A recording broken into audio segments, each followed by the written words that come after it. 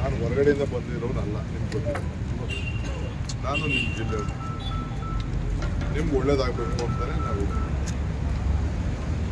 ಇದು ನನಗೆ ನಾನು ಇದಕ್ಕೆ ಕೈ ಹಾಕ್ತೀನಿ.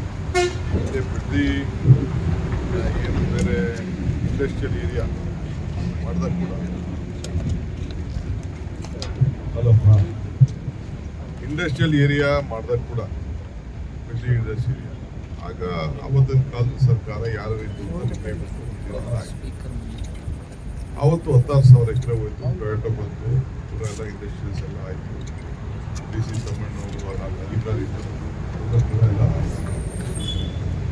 ಈಗ ಅದಾದ್ಮೇಲೆ ದಿನ 35-40 ವರ್ಷ ಗೌರವಾನ್ವಿತ ಇರ್ಬೋದು, ಅವರೆಲ್ಲ ಕೂಡ ಇದನ್ನ ಆಳ್ಕೊಂಡು ಎಲ್ಲ ಸೇರಿ ಆಡಳಿತ ಮಾಡಿ ಕೊನೆಗೆ ಅವರು ಈ ಟೌನ್ಶಿಪ್ ಆಗಬೇಕು ಅಂತೇಳಿ ತೀರ್ಮಾನ ಮಾಡ್ತಾರೆ. ಟೌನ್ಶಿಪ್ ಆಗಬೇಕು ಅಂತ ತೀರ್ಮಾನ ಮಾಡಿದ ಮೇಲೆ ಇದನ್ನ ಅವತ್ತೇ ಯಾವ್ದಾದ್ರು ಸರ್ಕಾರದಲ್ಲಿ ಒಂದು ತೀರ್ಮಾನ ಮಾಡೋದಕ್ಕೆ ಅದಕ್ಕಿಂತ ಏನೋ ನನಗೆ ಗೊತ್ತಿಲ್ಲ. ಅವ್ರ ಕೈಯಲ್ಲಿ ಇದನ್ನ ಬಿಡುಗಡೆ ಮಾಡಕ್ಕೆ ಅವ್ರ ಕೈಲಿ ಆಗಲಿಲ್ಲ. 2 ಬಾರಿ ಚೀಫ್ ಮಿನಿಸ್ಟರ್ ಕೂಡ ಅವ್ರ ಕೈಲಿ ಬಿಡುಗಡೆ ಮಾಡೋಕ್ಕಾಗಲಿಲ್ಲ. ಬಿಜೆಪಿ ಜೊತೆ ಸರ್ಕಾರ ಮಾಡಿದ್ರು ಕೂಡ ಅವ್ರ ಕೈಲಿ ಮಾಡೋಕ್ಕಾಗಲಿಲ್ಲ. ಈ ಮಧ್ಯದಲ್ಲಿ ಈ ಜಾಗನೆಲ್ಲ DLFಗೆ ತೆಗೆದುಕೊಳ್ಬೇಕು ಅಂತ ತೀರ್ಮಾನ ಮಾಡಿ DLF ಅವ್ರ ಕೈಲು ಗೊತ್ತಿದೆ ನಿಮ್ಗೆ, DLF ತಗೊಂಡು ಅವರು ಬಂದು ಇಲ್ಲಿ ನೀರು, ಉಷ್ಣಾವಧಿ ನದಿ ನೀರು ಇದನ್ನೆಲ್ಲ ನೋಡ್ಬಿಟ್ಟು ಮನೆಗೆ ನಮ್ಮ ಕೈಲೂ ಆಗುದಿಲ್ಲ ಅಂತೇಳಿ ಅವರು ದುಡ್ಡ ವಾಪಸ್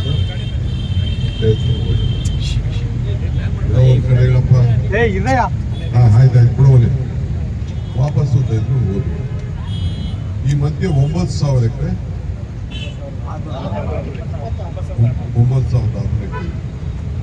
9,600 ಎಕರೆಯಲ್ಲಿ 1,000 ಎಕರೆ ಇಂಡಸ್ಟ್ರಿಯಲ್ ಪರ್ಪಸ್ಗೆ 912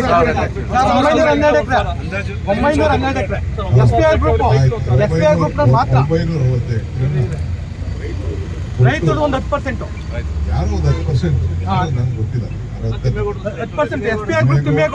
ಶಿವಕುಮಾರ್ದೋ ಬಾಲಕೃಷ್ಣ ಕೊಡೋದು ನಿಮ್ದು ಒಟ್ಟೊಳಗೆ ರೈತರಿತ್ತು. ಅವರು ಬಂದು ದುಡ್ಡು ಇಸ್ಕೊಂಡು ಒಂದು 75 ಲಕ್ಷನೋ 1 ಕೋಟಿನೋ ಎಷ್ಟು ಇಸ್ಕೊಂಡು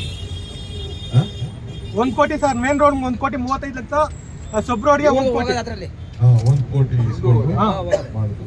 ನಾನು ತಗರಾಜಿ ಕೊಟ್ಟೆ. ಯಾರು ಒಬ್ಬರು ಏನಾದ್ರು ನೀವು ಮಾತಾಡಿದ್ರ? ರೈತರಿಲ್ಲ, ಅಲ್ಲೇ ರೈತರಿಲ್ಲ, ಯಾರೋ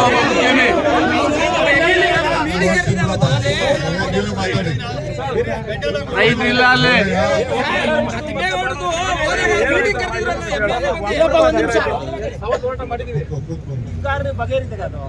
ಅವತ್ತು ಕೂಡ ಒಂದು ತೀರ್ಮಾನ ಆಯಿತು. ಅದಾದ್ಮೇಲೆ ಅವರು ಕೊಟ್ಟರು, ತಿಮ್ಮೇಗೌಡನೋ ಇನ್ನೊಬ್ಬರು ಕೊಟ್ಟರು. ತಿಮ್ಮೇಗೌಡ ಎಷ್ಟು ತಗೊಂಡ್ರು, ಏನು ಮಾಡಿದ್ರು ಈಗ ಅದೆಲ್ಲ ನಾವು ಚರ್ಚೆ ಮಾಡಿದ್ದೀವಿ. ನಮ್ಮ ಸರ್ಕಾರಿ ದಾಖಲೆಯಲ್ಲಿ ಏನಿರೋದು ಇಲ್ಲಿದೆ. ನಮ್ಮ ಜಿಲ್ಲೆಗೆ ಗೌರವ ಬರಬೇಕು ಅಂತ ಈಗ ನೀವು ನನಗೆ ಅಧಿಕಾರ ನಮ್ಗೆಲ್ಲ ಅರ್ಜಿಯನ್ನು ಕೊಟ್ಟಿದ್ದೀವಿ. ಕೊಟ್ಟಾದ್ಮೇಲೆ ಕೊನೆಗೆ ಆಗ ಹಿಂದೆ ಸಿದ್ದರಾಮಯ್ಯ ಕಾಲದಲ್ಲಿ ಜಾದು ಮಂತ್ರಿ ಆದಾಗ ಇದನ್ನ ಒಂದು ಹೊಸ ರೂಪ ಅವರೇನೋ ಒಂದು ತೀರ್ಮಾನ ಮಾಡಿದ್ರು. ಅದು ಮುಂದಕ್ಕೆ ಹೋಯ್ತು. ಯಾರು ಕೂಡ ಈ ಒತ್ತಡ ಇತ್ತು, ಇದನ್ನ ಬಿಡಬೇಕು ಅನ್ನೋದು ಒತ್ತಡ ಕೊಡಬೇಕು. ಆದರೆ ಕಾನೂನು ಚೌಕಟ್ಟಿನಲ್ಲಿ ಇದು ಮಾಡಕ್ಕೆ ಆಗುದಿಲ್ಲ ಅನ್ನೋದು ಬಂದ ಮೇಲೆ ಕೊನೆಗೆ ಅದಕ್ಕೆ ಈಗ ನಮ್ಮ ಕಾಲಕ್ಕೆ ಅದು ಬಂತು. ನಾನು ಅದಕ್ಕೆ ಯೋಚನೆ ಮಾಡಿದೆ. ಈ ಮಧ್ಯದಲ್ಲಿ ಮೊದಲು ಇದು ನೋಟಿಫಿಕೇಶನ್ ಆದಾಗ ಇದು ಗೈಡೆನ್ಸ್ ಮೇಲೆ ಬಹಳ ಕಡಿಮೆಗೆ ತೀರ್ಮಾನ ಆಯಿತು. ಹಿಂದೆ ನಮ್ಮ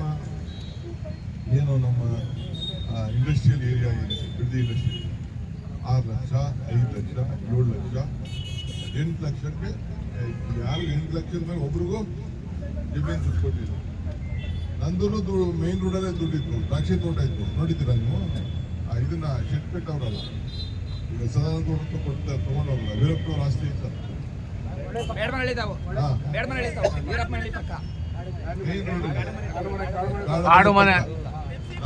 ನಂದು 12 ಎಕರೆ ನಂದು ಜಮೀನು ಇತ್ತು.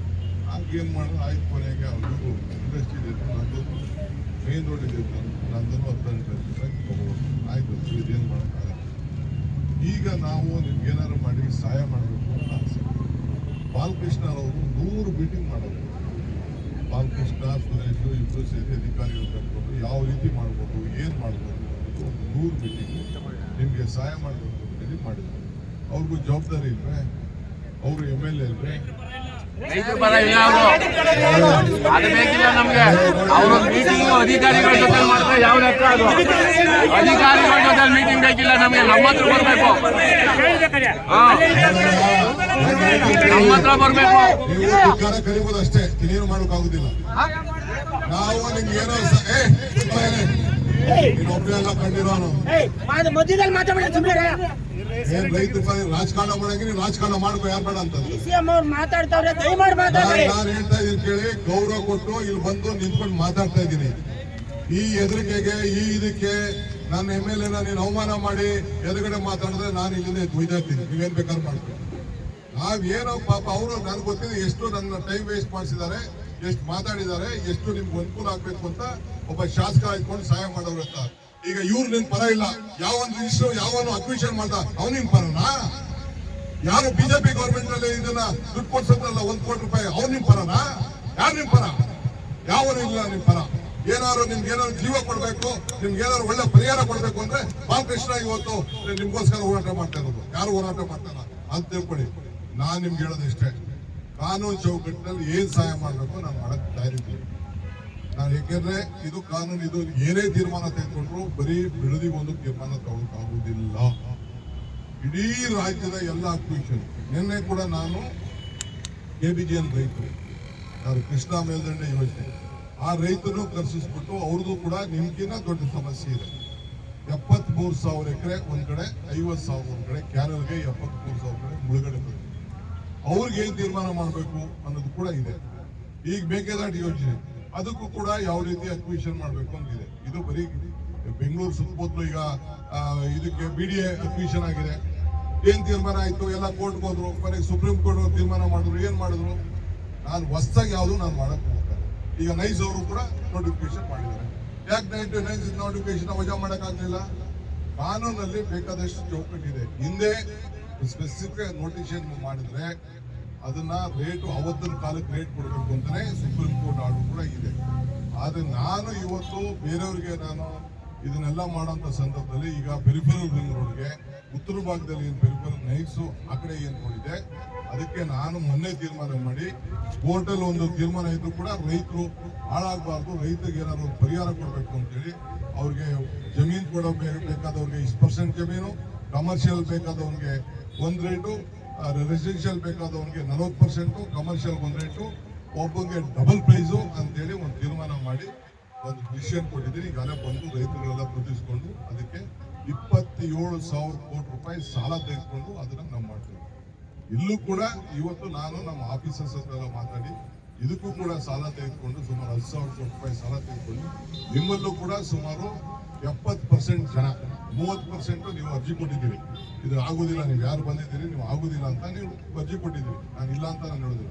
70% ಇನ್ಕ್ಲೂಡಿಂಗ್ ಕುಮಾರಸ್ವಾಮಿ ಧರ್ಮಪತ್ನಿ ಸೇರಿ ನಮಗೆ ಕಾಂಪನ್ಸೇಷನ್ ನಮ್ಮ ಕೈಯಲ್ಲಿ ನೇರವಾಗಿ ಕೊಡಿ ಅಂತ ಅವರು ಕೂಡ, ಅವರು ಅವ್ರ ಮಗ ಇಬ್ರು ಕೂಡ ಲೆಟರ್ನ ಕೊಟ್ಟಿದ್ದಾರೆ. ಏನಪ್ಪ, ಅವರು ಕೂಡ ಕೊಟ್ಟಿದ್ದಾರೆ. ನಿಮ್ಮ ರೈತರು ನಾನು ಇದು ನಮ್ಗೆ ನಿಮ್ಗೆ ಅಕ್ವಿಷನ್ ಮಾಡಕ್ಕೆ 1 ಎಕರೆನೂ ನಮ್ಗೆ ಅವಶ್ಯಕತೆ. ಬಟ್ ಈಗ ನಾನು ಬಿಡೋ ಸ್ಟೇಜಲ್ಲಿ ಇಲ್ಲ. ನಾನು ಬಿಟ್ಟು ಯಡಿಯೂರಪ್ಪ ತರ ಜೈಲಿಗೆ ಹೋಗಕ್ಕೆ ನಾನಂತೂ ತಯಾರಿ. ಡಿನೋಟಿಫಿಕೇಶನ್ ಮಾಡಿ ನಾನು ನಿಮ್ಗೆ ಏನ್ ಸಹಾಯ ಮಾಡಬೇಕು, ಯಾವ ರೀತಿ ಪರಿಹಾರ ಕೊಡಬೇಕು ಅದನ್ನ ನಾನು ಇವತ್ತು ಚರ್ಚೆ ಮಾಡ್ತೀನಿ. ಸರ್ಕಾರ ಕೈ ಬಿಟ್ಟರು, ನೀವು ಬಿಟ್ರಣ ಚರ್ಚೆ ಮಾಡ್ತೀರಾ? ಹಿಂದೆ ಸರ್ಕಾರ ಕೈ ಬಿಟ್ಟರು, ಕುಮಾರಸ್ವಾಮಿ ಕೃಷ್ಣ ಕರ್ಕೊಂಡು ಮಾತಾಡ್ಸಿದ್ರು, ಕೈ ಬಿಟ್ರು, ನೀವು ಕೈ ಬಿಡಿ. ಹೋಗಿದ್ವಲ್ಲ ಕೃಷ್ಣಗೆ, ನಾವೆಲ್ಲ ಹೋಗಿದ್ವಲ್ಲ ಕೃಷ್ಣಗೆ, ಹೋಗಿ ನಾವೇ ಆಮೇಲೆ ನೀವು ಕೂಡ ಕೂತ್ಕೊಂಡು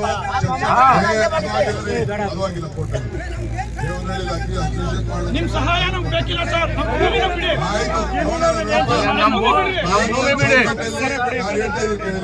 ಸ್ವಲ್ಪ ಹೇಳ್ತೀನಿ, ಕಾನೂನು ಚೌಕಟ್ಟಲ್ಲಿ ನಿಮ್ಗೆ ಏನ್ ಸಹಾಯ ಮಾಡಕ್ಕಾಗ್ತದೆ ಮಾಡ್ತೀನಿ. ಒಳ್ಳೇದು ಮಾಡಿದ್ರು ನಾನು ಕೆಟ್ಟದ್ದು ಮಾಡ್ತೀನಿ. ಹೆಚ್ಚಿನ ವಿಡಿಯೋಗಳಿಗೆ ಪ್ರತಿಧ್ವನಿ ಯೂಟ್ಯೂಬ್ ಚಾನೆಲ್ ಸಬ್ಸ್ಕ್ರೈಬ್ ಮಾಡಿ, ಬೆಲ್ ಐಕಾನ್ ಕ್ಲಿಕ್ ಮಾಡಿ.